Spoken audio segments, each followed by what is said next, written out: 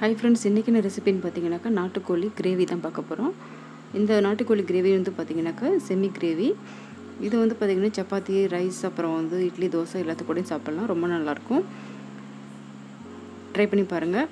அதுக்கு முன்னாடி என்னோட சேனல் என்ன சப்ஸ்கிரைப் பண்ணலைன்னா சப்ஸ்கிரைப் பண்ணிக்கோங்க. வாங்க வீடியோ எப்படி பண்ணுறதுன்னு பார்க்கலாம். இப்போ வந்து பார்த்திங்கன்னா நான் வந்து கடாயில் வந்து நல்லெண்ணெய் வந்து சேர்த்துக்கிறேன்.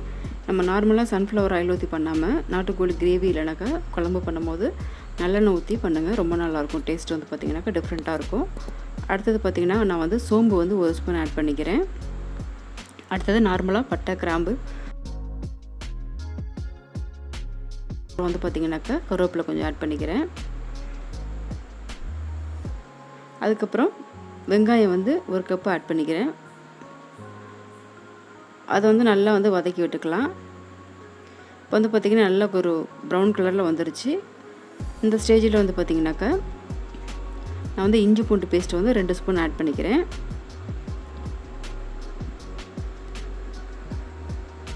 அதையும் வந்து நல்லா வதக்கி விட்டுறலாம். அப்புறமா 2 பச்சை மிளகாய் வந்து ஆட் பண்ணிக்கிறேன். அடுத்தது தக்காளி வந்து ஒரு 2 தக்காளி வந்து கட் பண்ணி ஆட் பண்ணியிருக்கேன். அதையும் வந்து பார்த்திங்கன்னா நல்லா வந்து வதக்கிக்கலாம். நல்லா வந்து தக்காளி வந்து நல்லா மசிகிற அளவுக்கு நல்லா வதக்கிக்கங்க.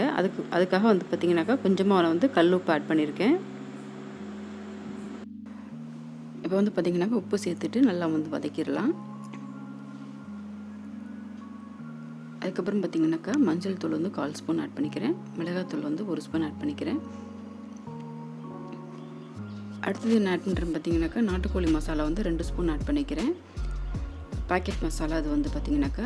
அடுத்தது மல்லிப்பொடி வந்து 1 ஸ்பூன் ஆட் பண்ணிக்கிறேன். ஜீரகப்பொடி வந்து 1/2 ஸ்பூன், சோம்பு பொடி 1/2 ஸ்பூன்.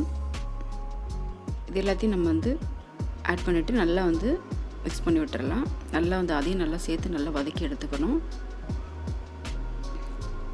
அந்த மசாலா வந்து எல்லாம் வந்து வெங்காயம், தக்காளி எல்லாம் வந்து நல்லா மிக்ஸ் ஆகிற மாதிரி நல்லா வதக்கி எடுத்துக்கணும். அடுத்தது பார்த்திங்கனாக்கா நான் வந்து நாட்டுக்கோழி வந்து ஆட் பண்ணிக்கிறேன்.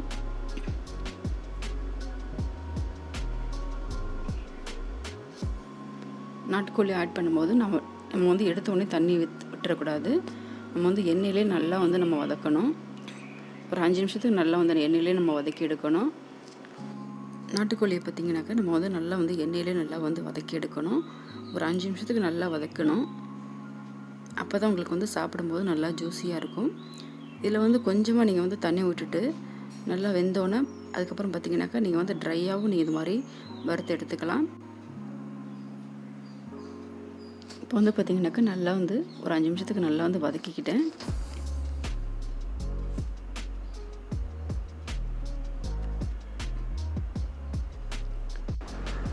இதில் வந்து பார்த்திங்கன்னா நான் வந்து 1.5 டம்ளர் வந்து தண்ணி வந்து ஆட் பண்ணுறேன். அதிகமாக நம்ம வந்து ஆட் பண்ணால் குழம்பு மாதிரி வந்துடும். அதனால் வந்து நம்ம வந்து 1.5 டம்ளர் மட்டும் ஆட் பண்ணால் போதும். இது வந்து கிரேவி தான், அதனால் வந்து இந்த அளவுக்கு தண்ணி ஆட் பண்ணால் போதும். ஏன்னா வந்து தண்ணி வந்து உங்களுக்கு வந்து சிக்கனில் வந்து தண்ணி விடும். அதனால் வந்து அதிகமாக தண்ணி விடக்கூடாது. அடுத்தது பார்த்திங்கனாக்கா ஃபைனல் ஸ்டேஜில் உப்பு கொஞ்சம் ஆட் பண்ணிவிட்டு அதையும் நல்லா வந்து மிக்ஸ் பண்ணி விட்டுட்டு மூடி வச்சிடலாம். நாட்டுக்கோழி பார்த்திங்கனாக்கா வேகிறதுக்கு வந்து கொஞ்சம் டைம் எடுக்கும். ஒரு 20 நிமிஷம் இல்லைனா 25 நிமிஷம் நீங்கள் வந்து நல்லா கொதிக்க வச்சு எடுத்தால் போதும். கிரேவி வந்து ரெடி ஆகிடும். இது வந்து செமி கிரேவி. இப்போ வந்து பார்த்திங்கனாக்கா ரெடி ஆகிடுச்சு.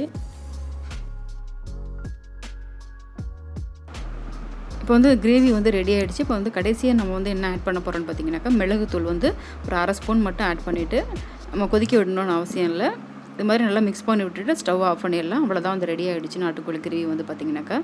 ரொம்ப நல்லாயிருக்கும். ட்ரை பண்ணி பாருங்கள். இது வந்து ரைஸ் கூட சாப்பிட்றதுக்கு, எல்லா சப்பாத்தி, இட்லி, தோசை எல்லாத்து கூட சாப்பிட்றதுக்கு ரொம்ப நல்லாயிருக்கும். சூப்பரான நாட்டுக்கோழி கிரேவி வந்து ரெடி ஆகிடுச்சு. நாட்டுக்கோழியில் வாங்கினீங்கனாக்கா இந்த மாதிரி ட்ரை பண்ணி பாருங்கள். கிரேவி மாதிரி ரொம்ப நல்லாயிருக்கும். ஸோ இந்த ரெசிபி வந்து பிடிச்சிருந்துச்சுனாக்கா லைக் பண்ணுங்கள், ஷேர் பண்ணுங்கள், கமெண்ட் பண்ணுங்கள். கூடவே சப்ஸ்கிரைப் பண்ண மறந்துடாதீங்க. சப்ஸ்கிரைப் பண்ணிக்கோங்க.